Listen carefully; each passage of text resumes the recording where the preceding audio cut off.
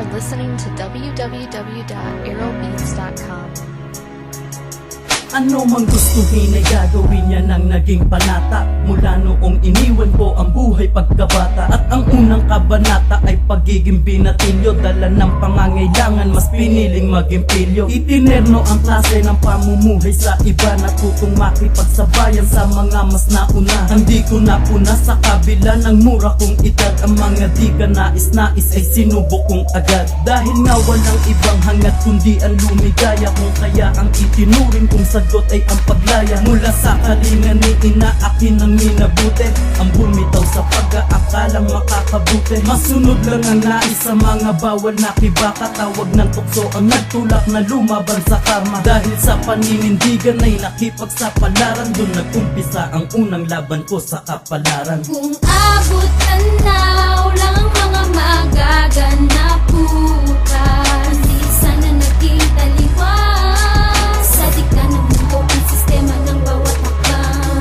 Kaya ko lang na maibalik ang lumipas. Isasama ang mali, tatahagin ang daan tungo sa tamang ganda. Sa buwena na lang iniaasa ko ang kaligtasan. Sa mga kapahamakan nakikipagpatigasan. Hanggang sa isang tagpo kinaharap kay kamalasan. Ang puntong nakipagpatintero kay kamatayan. Isang kaguluhang pinasangkutan kong nauwi. Sa pagdanap ng dugo ang muntik kong ikasawi. Kinailangang maisugod sa pinakamalapit na paggamutan. Dahil sa pinsalabungan ng sinapit. Kung walang nagmalasakit sa mga nakasaksi, malamang ang oras kong nilalabi na paiksi. Halos 2 buwan ang tinagal sa ospital. At doon nabigyan ng pagkakataong mangumpisal. Isinuko ang lahat ng nagawang pagkakasala. Pumikit sabay bulong, Diyos ko kayo na pong bahala. Kung ito man ang parusa para sa akin nilaan, tungo sa tamang landas ituturing ko tong daan. Kung abot tanaw lang ang mga magaganap bukas, di sana naging taliwas. Sa dikta ng mundo ang sistema ng bawat hakbang. Kaya ko